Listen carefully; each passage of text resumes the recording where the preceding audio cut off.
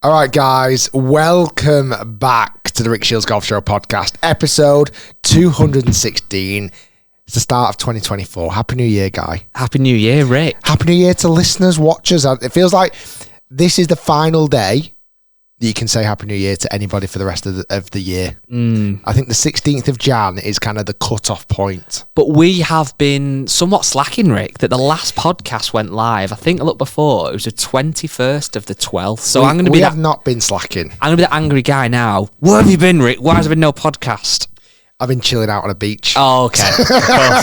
Of course. Well, it's always challenging around Christmas with obviously Christmas holidays, etc. And then I went out on a nice, lovely family holiday to Dubai where I didn't think one single thing about work. Wow. However, that was very difficult because it felt like the golf world erupted every other day. I'd pick up my phone, look on Instagram, and it'd be like... Guy broke 90. Tiger leaves Nike. Yes. Such a body leaves clothing brand. Such a body is rumoured to go to Live. Such a body is doing this. I'm like, for God's sake, I can't wait to get back to Manchester. Cold, freezing, wet Manchester. Because I need to sit down with Guy and we need to cut loose on what the hell is happening in golf right now. There's pros and there's cons. Some of the cons are we're a little bit late to the party on some of these topics, e.g. Tiger leaving Nike. Imagine someone listening to this going, what? But the pros, though, are we're going to have an absolute jam-packed podcast. We've got to talk about Tiger leaving Nike, as you just said. That's a huge story. What does that mean for golf? What does it mean for Tiger Woods? Who knows? Your friend and mine, Tommy Fleetwood, won this weekend at the Dubai Invitational. So good. Inaugural winner. Happy I got that word right. Can you say it? Inaugural. No, that's wrong. Inaugural. Really? First. Yes, that's the word. Inaugural. There we go. That's the kind of word that I said then twice, but equally I could say that wrong forever. It's quite a weird word to say. It's a stupid word. It is really. He won the first ever Dubai Invitational. There's been new drivers coming out thick, fast, and everywhere. That's another thing that obviously that was the start of every year. It's driver release season. Well, let's start there then. Why it's the start of the year, and we'll go into the rest of the stuff as this podcast flows. But there's new drivers from every brand you can think of. Really, all the big dogs have got a driver out. You've got the new Cobra, you've got the new Callaway, you've got the new TaylorMade, and you've got the new Ping, which our video goes live today, I believe. Later on Lots this to afternoon. Yeah, I mean, the first thing to unpack is why the hell do brands bring out brand new drivers at the very start of the year? I don't like it. Really? I don't like it. When would you rather it be?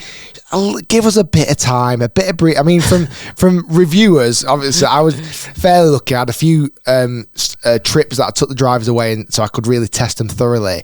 But it's always a real challenge for certainly our wonderful editing team to try and put together the best possible video to go out on like the 3rd of Jan. It's like, for God's sake. Anyway, apart from that logistical issue, I feel like just the start of the season would be a bit better. Yeah, I feel like a March, April time would suit a lot more golfers. What you've got to think about here, though, is, from our point of view, start of January is a pain, right?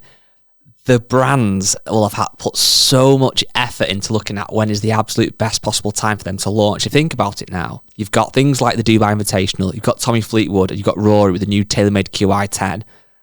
So people start to see it. Oh, that looks good. They watch your review. Oh, Rick said it's good, or he said it's bad, or whatever. Then another maybe 2 or 3 weeks, it's in the shop. You can get a demo. You can get fitted. A couple more weeks later, it's then out. You're starting to want it, starting to build that want. Then come April, the season starts. That's when you're like, right, I've got to buy it now. Whereas if it actually launched in April, I think you need a little bit of time to let it marinate. Imagine like Rory stepping up to the Masters with a brand new driver in the bag. Well, that you've not seen him use did the before. driver cost him a tournament this weekend as well? That's the topic. It did. I will come on to that definitely later in the video. But yeah, Callaway, AI Smoke. Nice. Very, very solid driver. I think it looks one of the best this year. Performance was very, very solid. More testing to be done. For future videos, we might release on the Hit channel, or we will be releasing on the Hit channel. Slightly bizarre name, but kind of works. Yeah. the AI smoke, and it's still in the Paradigm family. 3 driver heads. Very, very, very solid lineup. Then the big boy came out, the TaylorMade driver. I feel like TaylorMade have still got the biggest pulling power when it comes to drivers releases. That's fair. Like that's where we see it in viewing figures. It's where the most attention typically is on TaylorMade drivers. They've got certainly arguably the best marketing department, and they've got the best athletes. So if you've got Rory McIlroy, arguably the best driver of golf ball in the world, Tiger Woods, the most famous golfer arguably to ever have lived, using your products, not only on the TV, but you can then utilise them in your adverts and commercials and content, which they now do. It's a recipe for success. And they brought out this year QI10. Yep. Worst naming driver I think TaylorMade have ever brought out. Yeah, not the sexiest. To be fair though, they get slagged off for like bringing out jet speed and aero speed and all these other things. Just QI10 just doesn't seem to land, but it's flowing off the tongue a little bit more easily now. And certainly when as you mentioned, as you start seeing it a bit more in players' hands, and you start seeing it a little bit more with this big story of trying to get the most forgiving driver head possible with this moment of inertia of 10K.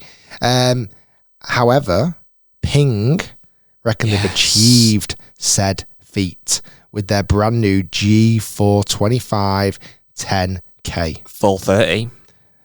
Go again. It's a mouthful. Ping G430 10K. We didn't say the max. Go again. With the brand new 2024 Ping G430 Max 10K driver. Perfect. Thanks. And then you've got the LS Tech. Yes. You've not SF got that. Tech. You've not got those versions this year. But yeah, this is an add-on to the very successful G430 driver lineup. But it's the most ultimate forgiving driver ever made. Where TaylorMade are on the quest for 10K, Ping believe they've achieved it with this driver. I've been using this Ping driver for a few months. We obviously went to Dubai in December, and I used the driver, and those videos are coming out soon. And for me, obviously your video's out today, your review, really in-depth review. For me personally, I think it is more forgiving than the G425 I was playing. How is that? Can I measure that? I don't know. Is it in my head in a placebo? Because I know it should be more forgiving, potentially. But it does feel good. The one thing I would say, and this is sometimes what annoys me with golf brands, it's up to brands how often they release new equipment. That's up to them. That's their prerogative, and nobody has to buy it. Again, we know that. Most products from year to year change such a small amount. However, what does annoy me, and it would annoy me very much if I was an actual paying customer, let's be honest, is that Ping last year brought out the G430 Max, LS Tech, and SF Tech, which you just alluded to. They've now gone with a 10K Max, a more forgiving version.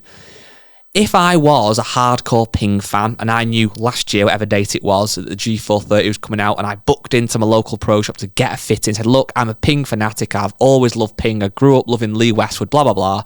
I want the new driver. And on that very quick one, and I know Ping don't release all the time. Correct. I know Ping only release every 2 years. Correct. And I'm playing off 24. I don't hit the ball very well, and I want a forgiving driver. At the time, I would have got fitted, I'm sure, maybe for an SF Tech, but more than likely the Max driver. And I walk away with that, best part, 500 quid, very happy with it. A few months later, it's not that they've replaced it for a G4, whatever.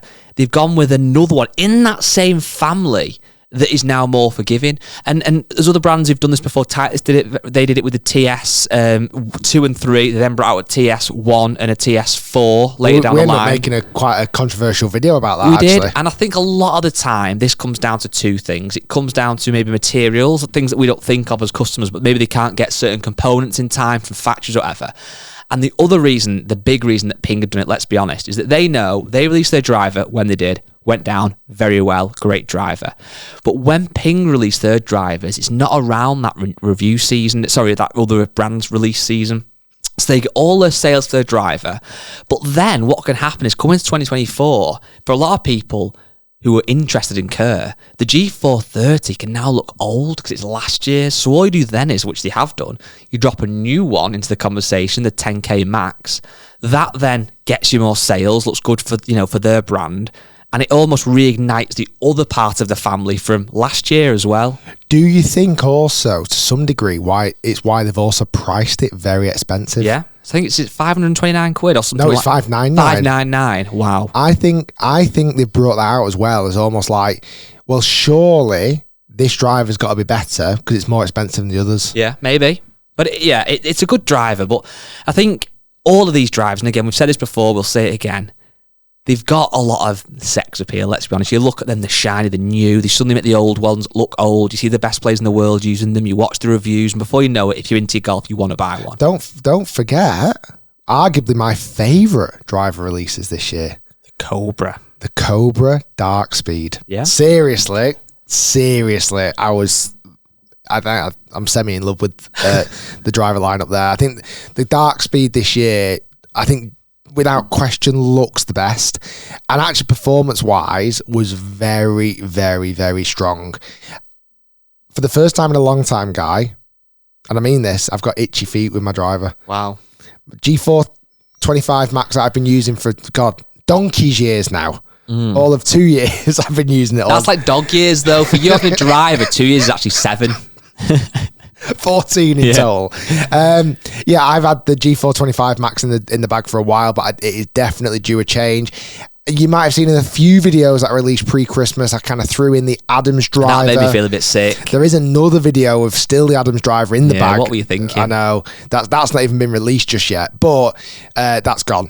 And then Cobra. I think that's the one I'm most intrigued, but I'm open to using any of those drivers this year.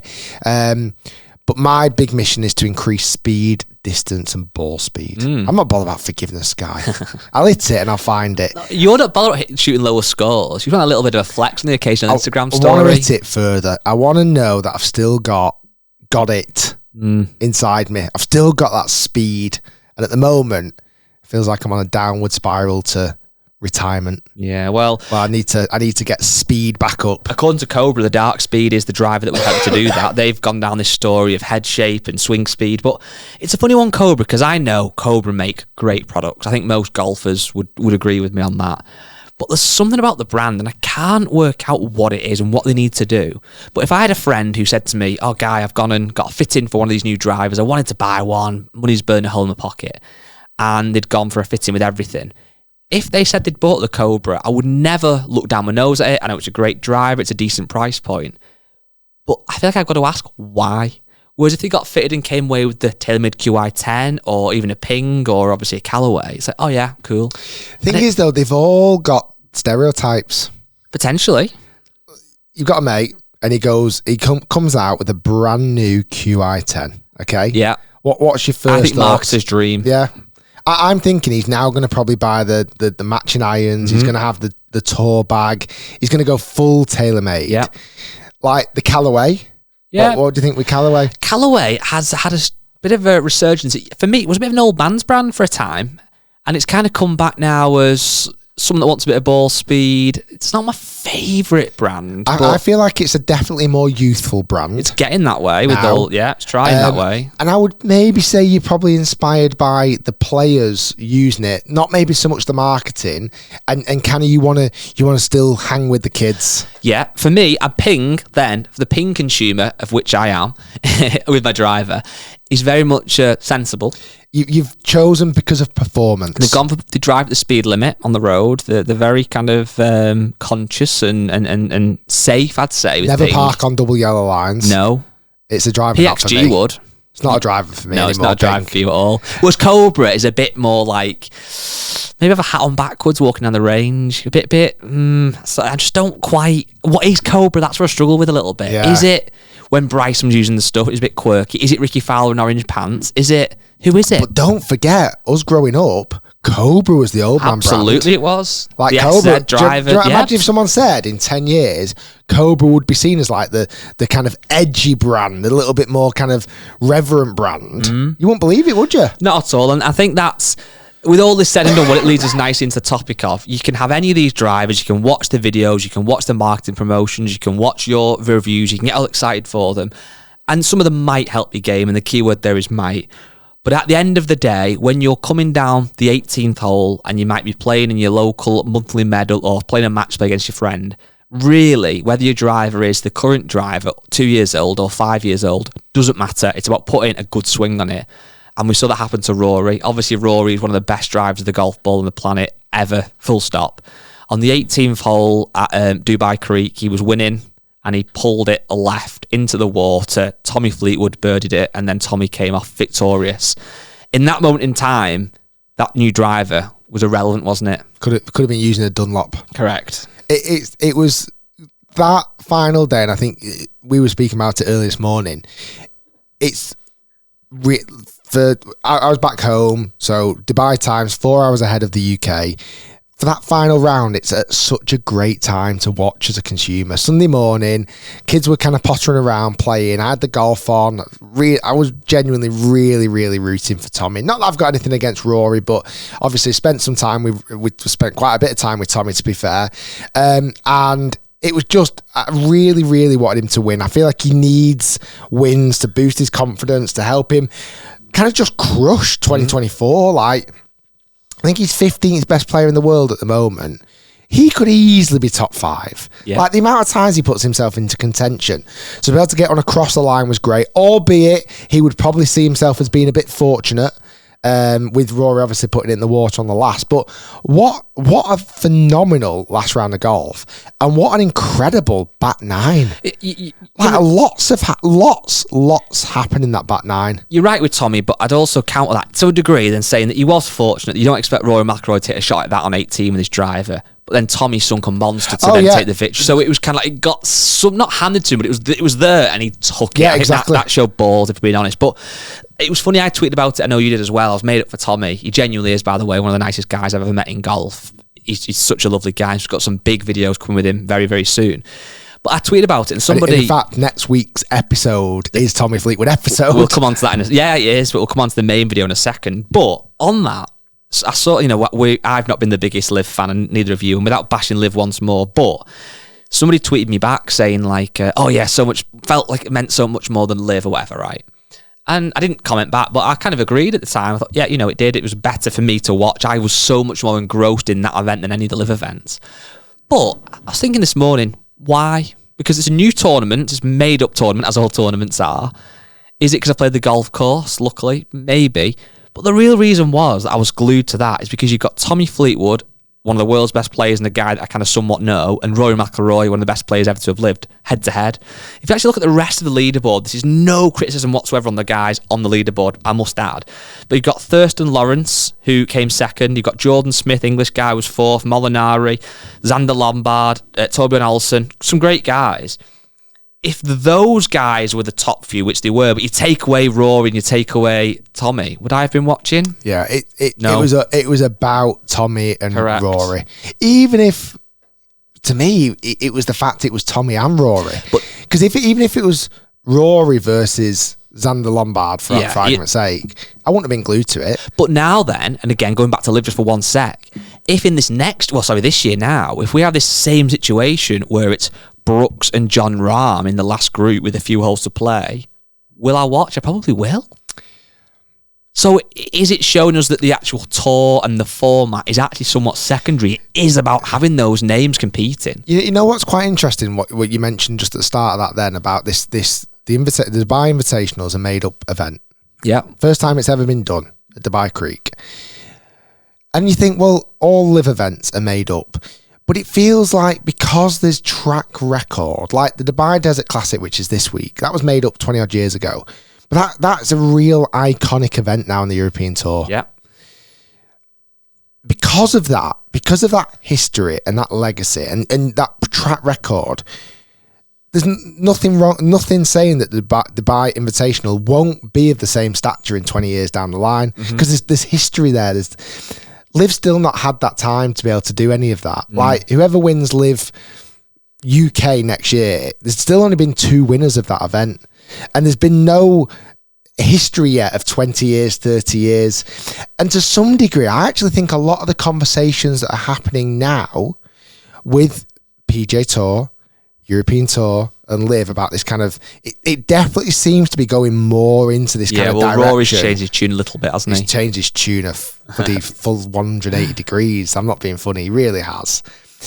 As it's starting to look like there's going to be now a future where all of these tours exist or even come together, I actually think it's to some degree, because I almost feel like I still don't see a future for Liv in that, in its current setup right now. So because it's something's going to change, something's going to happen. If there's going to be conversations around the table, if they're going to blend together, something's going to change. And I almost then it almost devalues the tournament still now even more. Like, let's say this year, I mean, Liv this year are going playing at JCB, one of our favourite golf courses. Literally filmed loads of videos there. I know the guy's great there. Whoever wins, John Rahm goes and wins JCB Liv. Okay, it's going to happen. How many Live events at JCB or in the UK are going to exist past this point?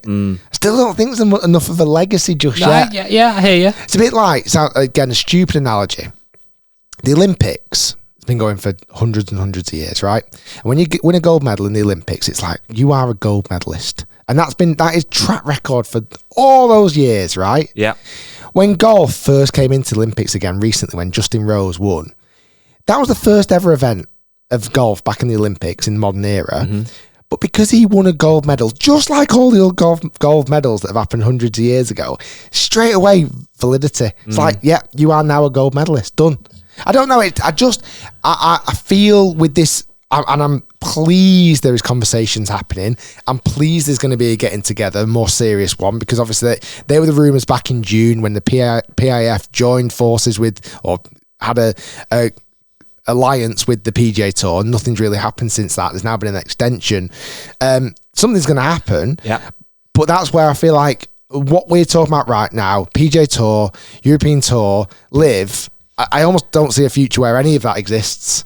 Maybe. It's an answer I don't think anyone knows. But you're right. But one thing that's strange for me is I've been on this podcast many a time saying that just what you've said, that I don't like Live because there's no heritage, there's no meaning behind the events. And to a degree, I do still stand by that. And what you've voiced then makes sense to me. However, again, if I just use this weekend just gone as the example, I didn't watch that really thinking whoever wins this is going to add one more DP World title to the name, or they're going to win whatever it was, prize money or anything like that. It was just literally, I'm excited because it's two amazing golfers going head to head and one's going to win and one's not going to win. So although I don't, again, think Liv has got any of that prestige yet, maybe never it will, I do genuinely believe, and maybe I'm doing a bit of a 180 myself, that this year, now there is John Rahm and you've got Koepka and a handful of other, Cam Smith, etc. If there is an event, whether it be JCB or another, where going down the last few holes, you've got those 3 or 4 guys going neck and neck, I might tune in. Even though I don't think it means much who wins necessarily in terms of, oh my God, he's got a Live event and he's not. It still could be exciting. But who knows? And I still, to some degree, and this isn't every week at all, and I'm probably being quite hypocritical here.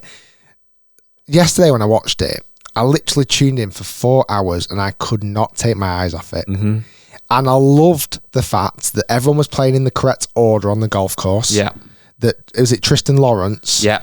Like, put a late charge in there to set the clubhouse lead at 18 under. I love that then that was set. And I love then that Rory and Tommy had 2 holes left to go, and they're both playing each other, and they're both playing the 17th and 18th hole in regulation order. Yeah. I love all that still. And I don't know if it's even the shotgun element that loses that little bit of, well, hold on a minute, let me scratch my head. If Cam Smith's on the 17th, he's got to make eagle, but that's a par 4, where Brooks Koepka's got to make birdie on the last, but that's a par 3. Do you know what? I don't know if sometimes that even confuses it just that little bit more. I still don't think the format's right for some reason. And it's not pooing on Live or whatever.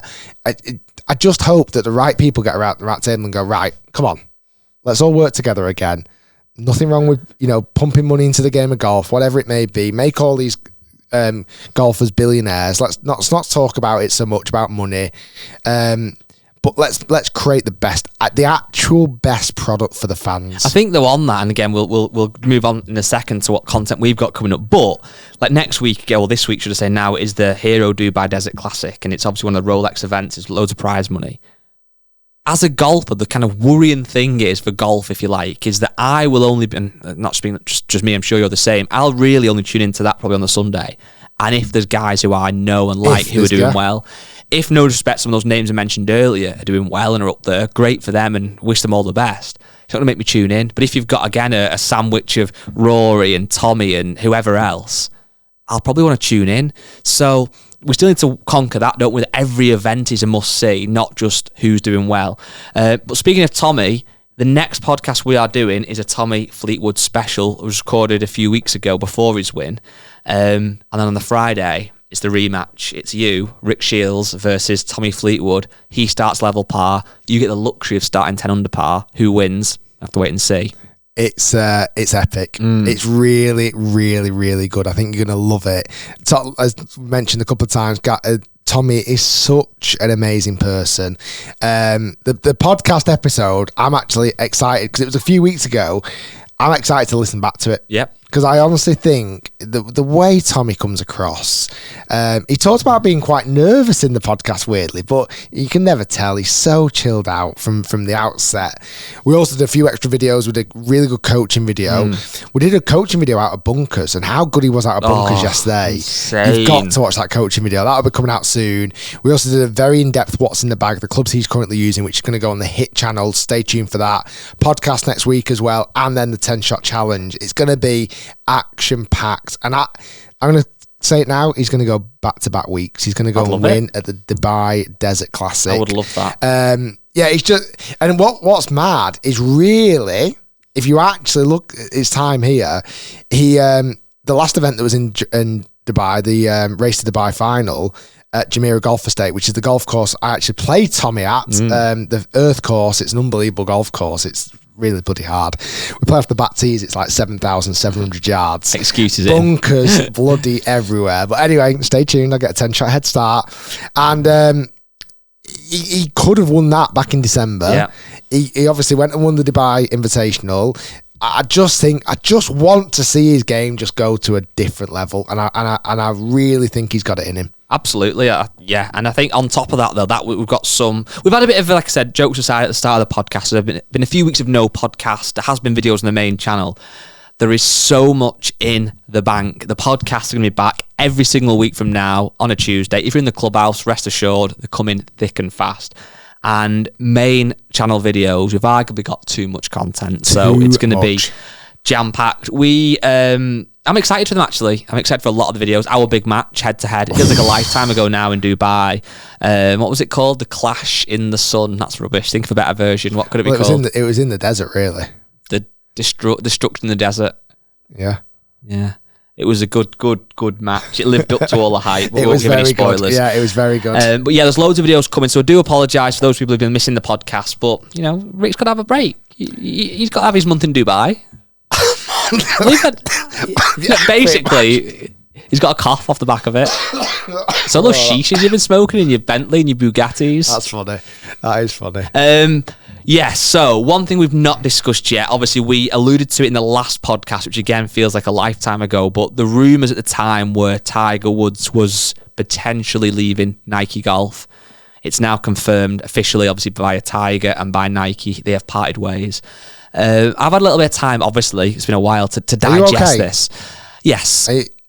Grieve. At first I was a bit gutted, and then I realised it was just a man's clothes that he was wearing, and I got over it quite quickly. But what it means for golf, though, and what it means for Nike and endorsements, it opens up a lot of questions. I think the simple answer is that as a business, obviously Nike have to make money off their athletes, hence why they have athletes, and the athlete has to make money or products. So the simple example would be if you're an aspiring bodybuilder and a protein company say want to sponsor you and won't pay you but will give you loads of free protein, for example, that would be quite good because you're thinking, well, yeah, it was worth a lot of money, I want to use those supplements, etc, etc. Somebody like Tiger Woods, obviously, he's not just going to be getting free clothes off Nike. He's getting a lot of money. It's about $20 million a year. And he's had a lot of these long-term contracts, like 5 years, 10 years, whatever it might be. So it's obviously come to a point where either they've said, yeah, we'll give you $20 million again, and he's gone, I want more. Or maybe they've gone down and said, we're going to offer you $10 million a year now. You're not playing as much. You're not maybe as relevant in some ways. I use that very lightly, in some ways, as he once was. And he decided, no, either sign with somebody else, which I can't really see happening, that future being. or he is going to launch his own brand or have a very big stake. There's rumours about tailor-made clothing where he'll obviously have a huge stake in that. He does own the logo, the TW logo, so I'm sure we won't be seeing that go away. That'll stay, again, out and about and relevant. What does it mean? Does it mean anything more? Is there more to this? Is there more about Nike maybe looking to, in the future, not focus much on golf? They have signed some new athletes. They've got, what's he called? Guido Mizzoli or whatever. Yeah. So they're not going immediately. But is it going to invest? He's going to cost, without being disrespectful, buttons compared to Tiger. Well, I think, you could sign 100 of that type of Tour Pro. Correct. You could literally, you could sponsor everybody in the field at the Dubai Desert Classic. Yeah. But you've already got Tommy and Rory for the same amount of money you were paying Tiger, comfortably. It was interesting because obviously we'd heard a lot of rumours and those rumours were true. It got announced a couple of weeks last week. Nobody was shocked. I think where the real vicious rumours started to kick in, because obviously it came straight after Jason Day leaving Nike and signing with Malbon Golf, which is a real kind of cool, more streetwear kind of cutting cool, edge. but I didn't like what he's been wearing. It's out there, isn't it? Yeah, it's different. It is cool, but it's not what I'd perceive as cool. If that makes sense. It must be cool. It's out there. It's just very different, isn't it? They've also signed Charlie Hull. I saw that. Jasper Parnevik. Yeah, he's a cool guy. I think, to be honest, what Charlie Hull's been wearing in Malbon looks really good.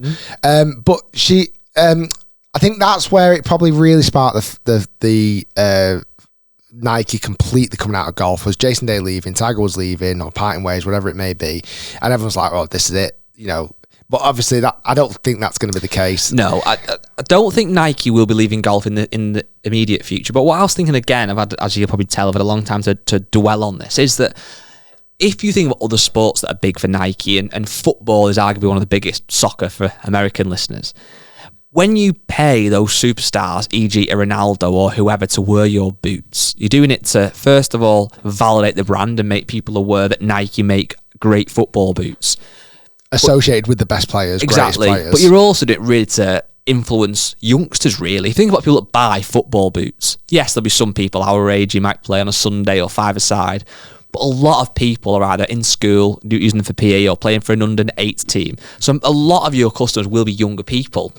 What are you laughing at? I just like how you picked under-8s. I don't know why I picked under-10s, who will want the boots that their idol wears. Whether that be the exact boot is often not the case, but a takedown version, a cheaper version. Well, when I was playing football, I was younger, and David Beckham was with Predator, Adidas Predator.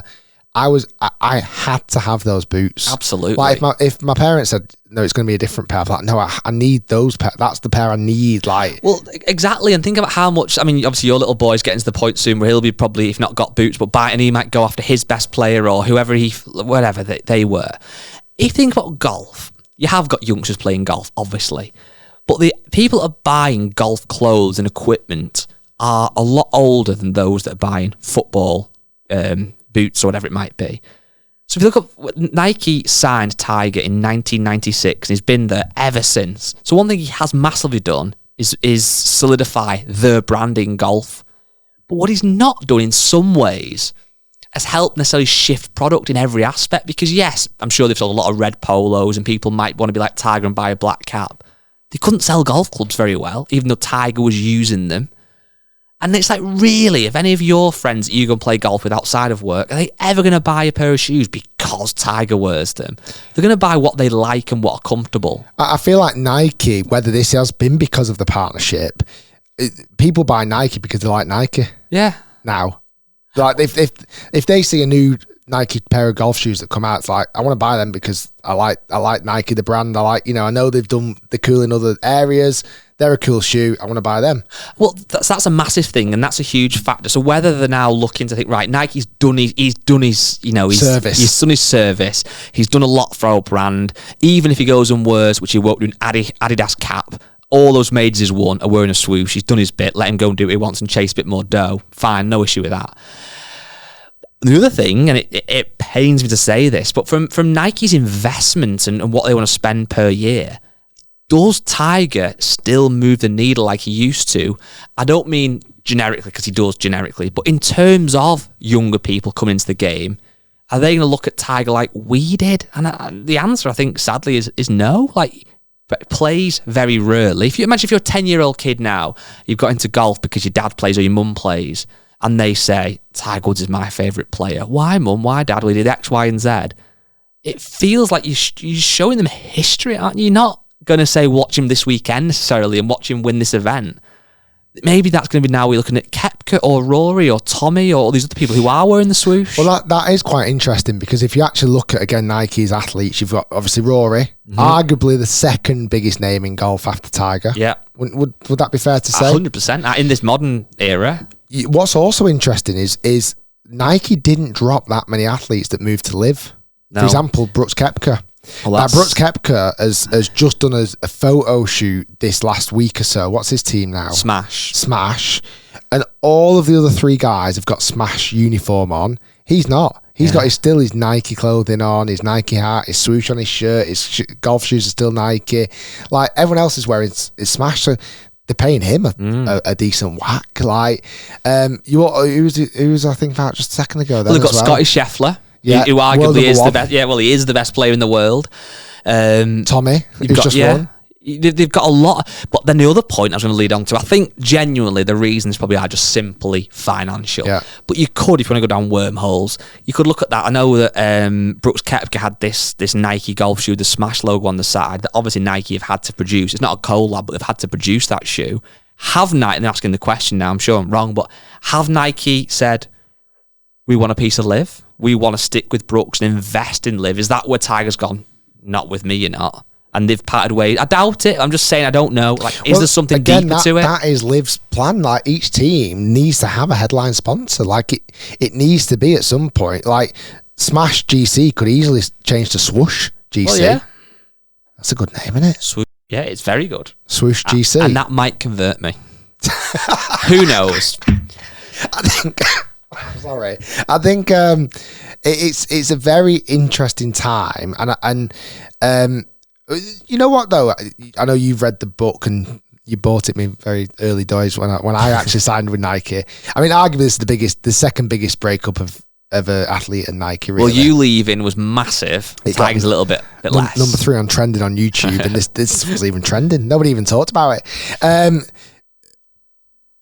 Wasn't there something about Phil Knight just not being able to have it that Tiger won his 19th major or whatever, not wearing a Nike swoosh hat? Yeah, I mean, I read the book years ago now, but I know that Phil Knight and Tiger had a great relationship. And if you look at the post that Tiger actually posted, it was him and his mum, who obviously is his favourite person in the world apart from his children, and Phil Knight. And I know there's a really strong relationship there. I think where Nike have really probably messed up is, yes, there was a TW line, but they didn't really create that movement. If you look at like Jordan, I know it's a different kettle of fish with basketball and stuff, but the Jordan brand is such a brand on its own right, and it's just gone so mainstream outside of basketball.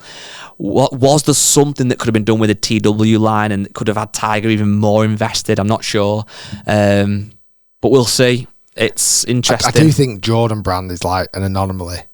Yeah, well, yeah. I just don't see how that could have been done in any other sport, really. No, and nor do I. There's no way that people are going to be wearing golf shoes out on the street like you could wear a basketball shoe. Which and I've never, ever played basketball properly. But I've got Jordan stuff. I've got Jordan shoes. I've got Jordan, I've just bought little Jude a little Jordan t-shirt and stuff. So it's like, I feel like that was a brand that's gone way beyond anything else that ever could have anyone would have foreseen, apart from Michael Jordan, maybe himself. But very, very interesting. February, he's teeing it up at the Genesis, where all will be revealed.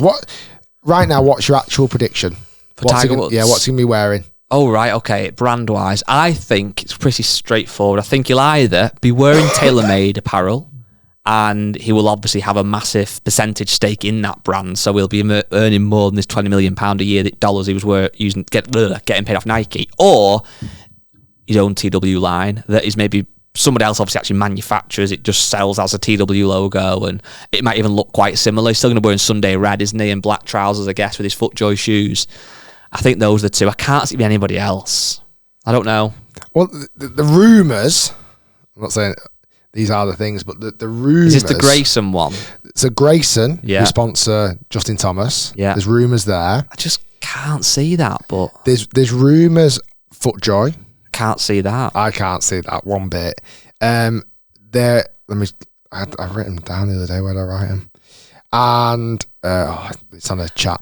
And then tailor-made clothing is probably the most likely. I think the big thing aspect. is that, I think sometimes when you follow a golfer or whatever and you become a fan of them and you might purchase things because they have got them or you might not, whatever, but you associate them being with the brand, it being a real partnership, and it is, but it's all due to money, let's be honest. Like, I'm sure Tiger liked the Nike products, but he was wearing them and using them because he was getting paid a hell of a lot of money.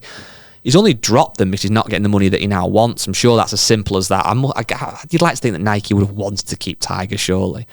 So he has to be making, surely, in excess of $20 million a year. Well, it'd have to be 5x that. You'd think so. So, like, if he's going to lead, let's say Nike, listen, Tiger, we're not going to do 20 million, we're going to do 15. And somebody offered him 20. He's not grumbling over 5 million, is he? Exactly. So someone's come in and said, I reckon, like, say, a clothing brand, whether it's TaylorMade or someone else saying, we're going to give you this much share and we can almost guarantee you're going to make 100 million over the next 10 years, like every year for the next 10 years, maybe even longer. Well, and the last thing on this before we move on to something else is that, yeah, he's getting paid a nice amount off Nike every year, but there's going to be a point, and it's going to be soon-ish, let's be honest, where his career does come to an end and his playing career comes to an end.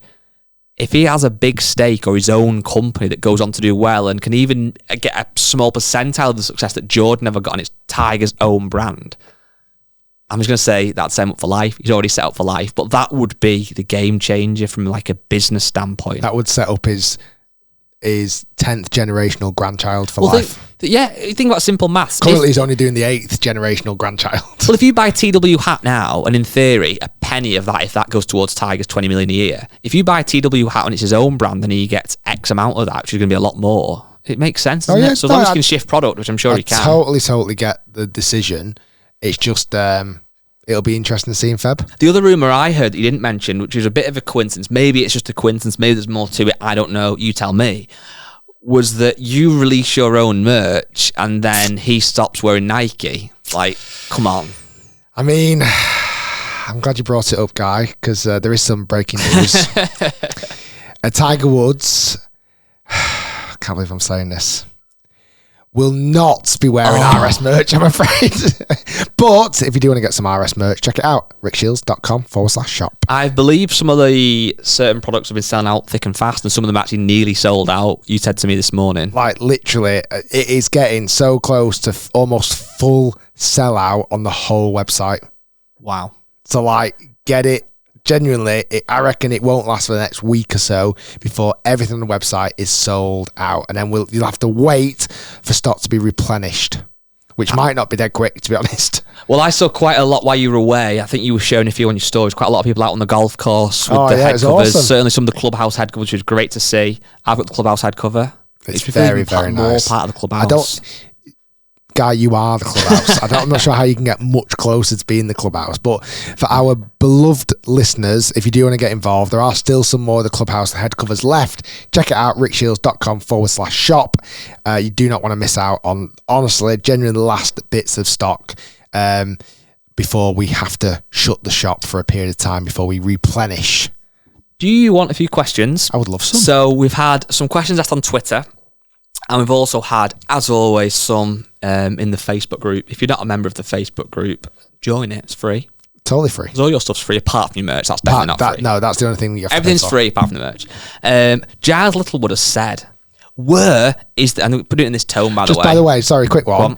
If you are to buy more merch, then who knows? Maybe we could convince Tiger Woods to come. So we need to pay him $21 million a year. Okay, so good luck, everyone. Buy a head cover. That'll help. Giles Littlewood has said, where is the Ping driver review and why is it late like last year's was? Do you guys have something against Ping?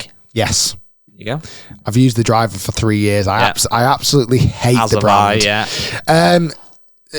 The simple answer, and it's a decision we take on the amount of uploads that take place at the start of the year. So if we would, I'm sure people who hardcore listeners will know this. At the start of the year, brands will release the embargo on a product, and typically you'll open your YouTube feed that day, and every Tom, Dick, and Harry has got a. Did Dick upload this? I watched Tom and Harry. Not Miss Dick's. Oh my gosh, that's you. The big dick. Why do you keep coughing all the time? It's like when I'm laughing. It's like a laugh cough. You'll see on YouTube feed that everyone has released their driver review, and this year's, I think similar to even last time, the Ping's driver release clashed with the Cobra driver release. I think it was actually tailor-made. Yeah. Silly on them.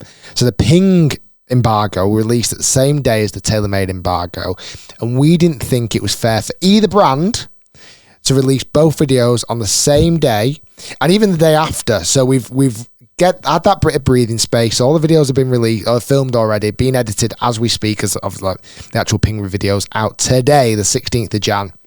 But yeah, the TaylorMade and Ping were just too close, so we decided to separate it because we can. Well, just on that, and that's glad you said because we can. It's a very good point. We can. Like, that's the thing, that we have a very loose relationship with these brands. We've explained it many times before, but one more time.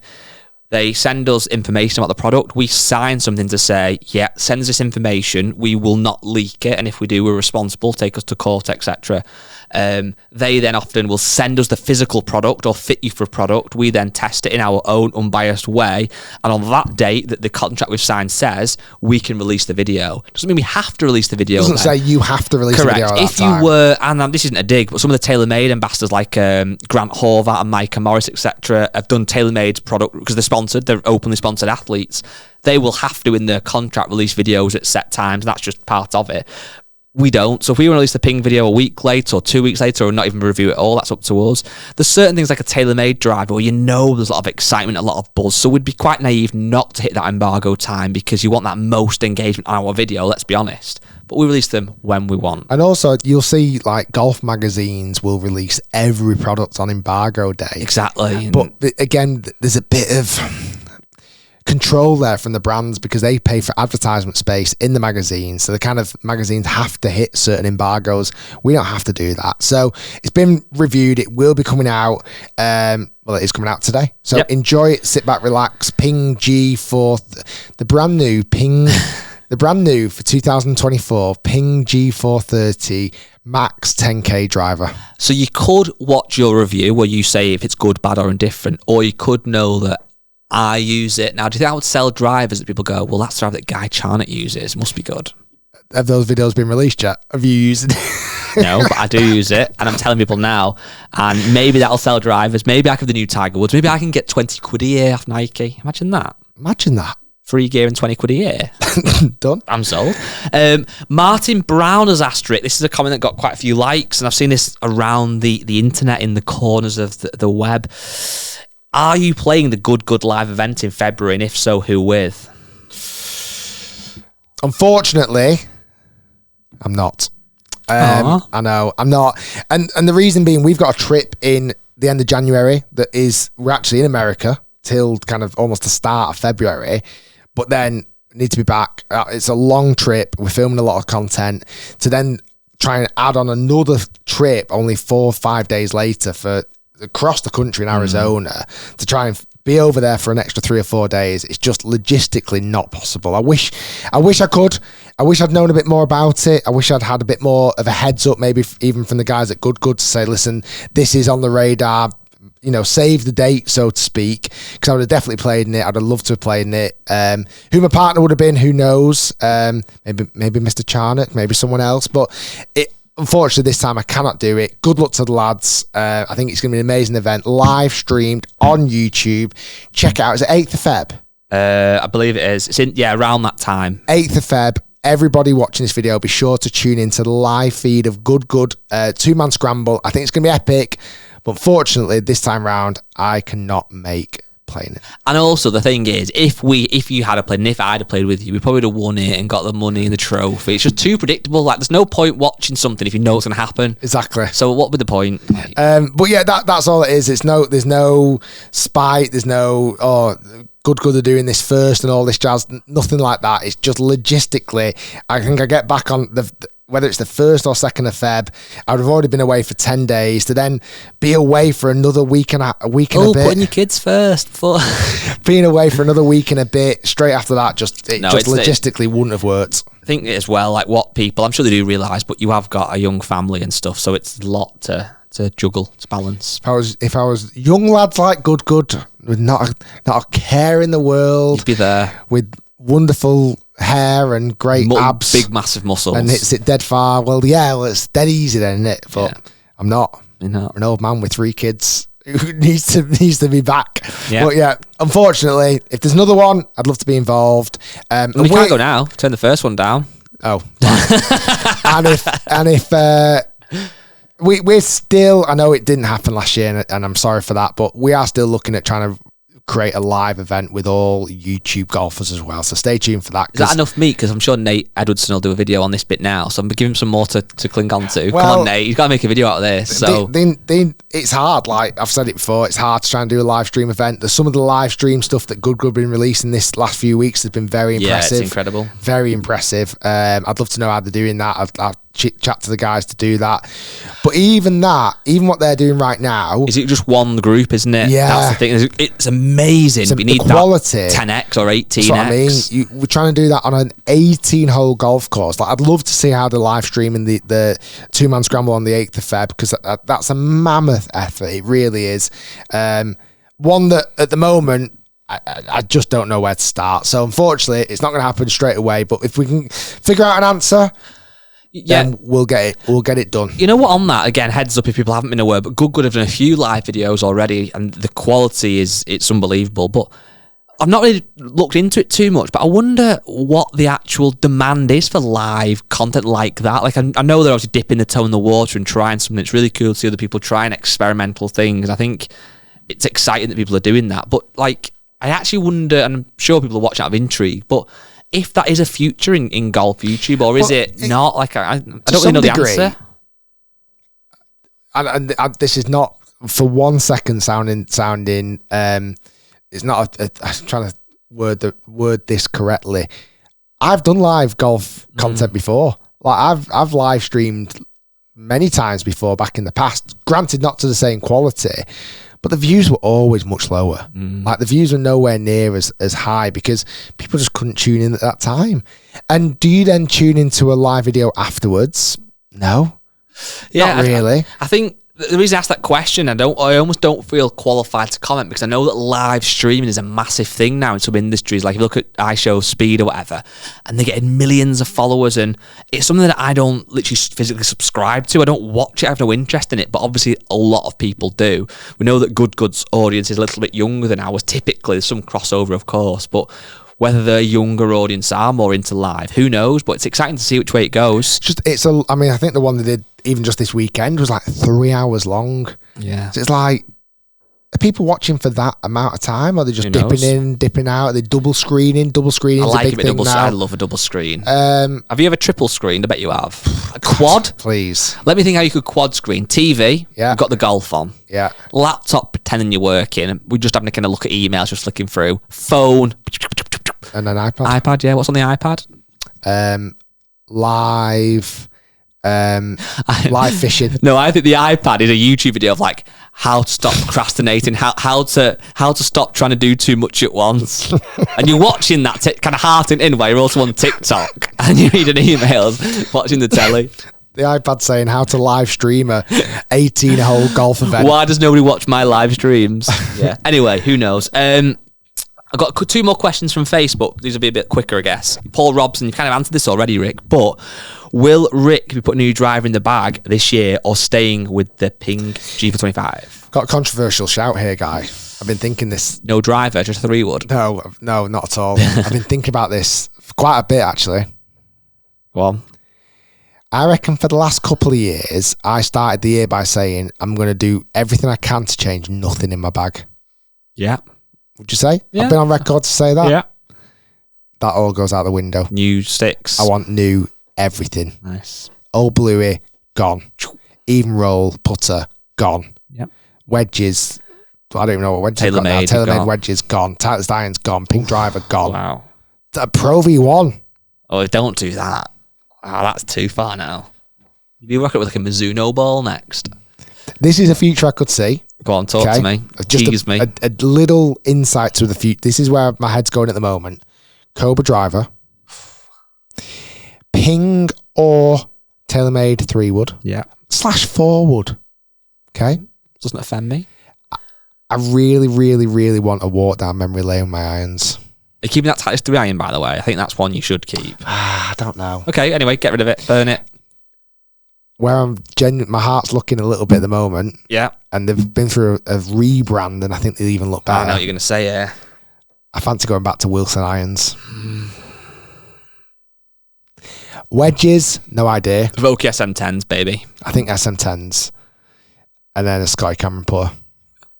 I've actually got a Scotty Cameron putter on order. Oh, yeah, another one. And then the last thing.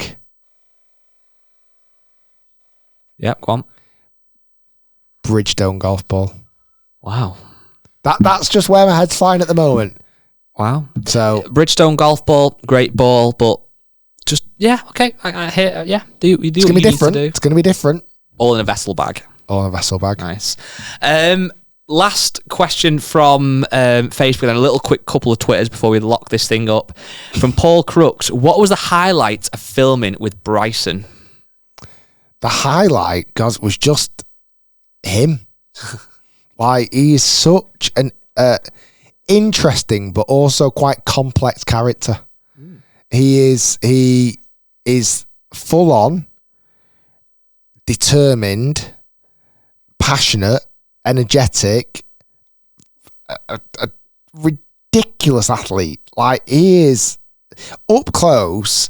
How he hits his driver so far and so straight. Sorry, he's on about Bryson. You're talking about me here, aren't you? I think you've read the question wrong. Sounds like I'm in on 40 a day. How long he hits it and how straight he hits it is ridiculous. Yeah, fair dues. He's a very complex character, which I think that's but I think sometimes the perception of him being complex and actually spending time with him, he's a very in-depth character. I think whatever he would have done in life, he would have left no stone unturned. I like that. A few super quick Twitter, or X as it's now obviously called, questions. Do you ever call it X? No, it's weird, isn't once. it? No. It's Twitter, isn't it? Twitter, innit? Yeah. It's Twitter, innit? Twitter, Put on your grave. Mark Styles has said, if you play a par 69 golf course, would it only really count as breaking 100 if you shoot a 96? So that's the way it's 27 over par, like it would be on a par 72. Oh, I thought you meant like 6,900 yards. No, so we're saying that normally, obviously, most golf courses are par 72. So to break 100, you have to shoot 27 over par. If you shoot, if it's a par 69, you've got a lot more shots to play with. Does it really count? I think it does. I think you can just about get away with a par 69 and still break any target you want to break. Yeah. But I agree. But when you see somebody like on the 59 watch on the PGA Tour, it's always on a par 70. That. Yeah, it doesn't feel the same. If it's on a 72, it's like, wow. Oh, I know. Yeah, definitely. But yeah, it's interesting. From Paul has said, would you ever consider joining Team TaylorMade after the Foreplay guys got a video with Tiger Woods? It was a very good video, that. So those explain it for people who haven't seen it. Foreplay are a huge podcast, Barstool Sports, got obviously golf videos as well. They did a video with Eldrick. Yeah, they're sponsored by TaylorMade. I think, you know what though? I don't think it's a guarantee. I think there's a lot of, so for argument's sake, me and my golf friends of ours, Andy and Piers, they've been signed with TaylorMade since they were born, right? They came out the womb and got a burner straight in. There you go. They've never had time with Tiger Woods. Don't believe so. Not a video like that anyway. Grant and Micah, who also signed with TaylorMade, they've not had time with Tiger Woods. There's been a lot of times where you'd think that these sponsored people would definitely get time for Tiger Woods. From looking at the conversation that happened after that video with Tiger and the lads, it very much seems like Joe LaCava is a huge Foreplay fan. And there's kind of conversations there, and I think Joe's kind of gone to Tiger, no, these lads are good. It's almost like Yeah. Shoot a video with those lads. I think from what I read into it, I think they've met him a number of times and he knows a lot of them off the first name basis, which is really cool. I'm sure they obviously love that. So there's that. Then you said there's the Joe LaCava thing. But also what was really funny about it was he obviously knows them. You can tell he felt comfortable around them. He was giving them handshakes and dapping them all up, etc., which again was cool for them. But even with all that said and done, at a tailor-made shoot, it still was on quite a tight schedule. They had 15 minutes with it. And you could tell, I mean, don't be on the video was phenomenal. It was so good. They really utilised the time well. Fair play to those guys. And they're reaping their rewards on views for it. Fair play to those guys. Yeah, well, nice. But you could tell, and although Tiger did want to chat to them a little bit and gave them a little bit more time than he probably had to, even then it was still kind of quite military. But you know what? It showed me a little bit.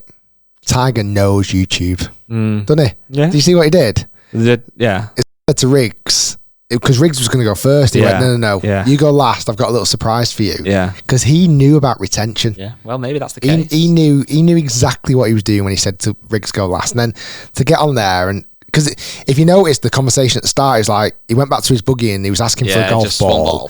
One ball. And then when he came back, he kind of just always had this idea that he's going to put a little surprise in there for Riggs, and then steps up there, hits one off the knees, goes viral everywhere. Done. Can you make me a promise that I'll be here next week? I want every single week this year as much as possible. It's 52 weeks in the year. We've already missed a few. So let's go. How many weeks have we missed? 3, 2 weeks. 2, yeah. Well, technically, no. Because the first week was like the 1st of Jan. Yeah, but it's the 16th today when this is going out. So we should have gone, yeah, but if we do it half weeks, we should have done the 2nd, we should have done 9th, we didn't. This is now 16, so there's 50 weeks if we include this one left in the year. I don't know if I'm going to last 50 weeks this year. Vapes. So there's 50 weeks, we have to do 45 podcasts. By the way, I don't vape or sheesh or smoke, so it's just a terrible cough that I got on the plane. Coming home, probably COVID or something. Yeah, just something like that. I got it. We need to do 45 podcasts, at least. Yeah. We can have 5 weeks of you going off. We can do little Friday specials. Yeah, we'll build it up. If you want next week, do not miss the Tommy Fleetwood podcast. It is one of the best podcasts we've ever done. We've had Tommy on the channel before, yes, and on the podcast, yes. But this podcast is one of the best ever. We shall see you next Monday. Be sure to like... Tuesday. Do us a favour as well. Subscribe to the YouTube channel, all right? Hit that subscribe button on the podcast YouTube channel. Let's get cracking with those subscriptions. What are we up to? Like 200 and something odd? 200 billion. We're on 200 billion subscribers and we want 300 billion subscribers, please. We've got 247, so 250 would be lovely. 250 by next week, please. Guys, thanks for listening. Thanks for watching. Thanks for your support as always. Sorry to cut you off. I've got an idea. Hear me out. If you subscribe, even if you already are subscribed or a new subscriber to the YouTube, the Rick Shiels Golf Show podcast YouTube channel, screenshot your subscription. Yeah, you with me? So go on to subscribe. Yeah, go on. What's after that? Screenshot it. Send it to you on Twitter. On 07. On Twitter, on the Facebook group, on the anywhere you can access Rick, send it. We will pick a winner and they will win a Clubhouse merch put a head cover. Now those limited are in edition absolute right demand. There's not many left. We'll put one to one side. You can win it. Nice. Guys, get involved. Do not miss out. We shall see you next week. And Happy New Year, everyone. And that's officially the last time that anybody is allowed to say it this year. Peace.